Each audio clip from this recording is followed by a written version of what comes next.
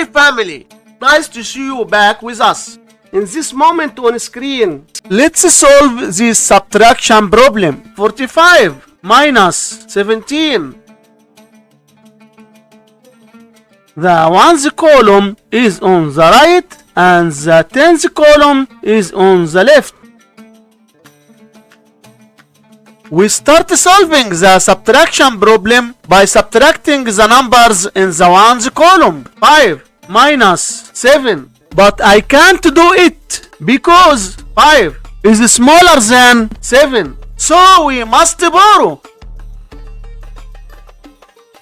You go to the 4 in the tens place and borrow 1 from it. So the 5 becomes 15 and 4 becomes 3. Now we have 15 minus 7, which equals 8. Write 8 in the ones place. Then go to the tens column. 3 minus 1 equals 2. Write 2 in the tens place. So 45 minus 17 equals 28. And this is our final answer to this problem. Hit like and subscribe if you want more awesome content.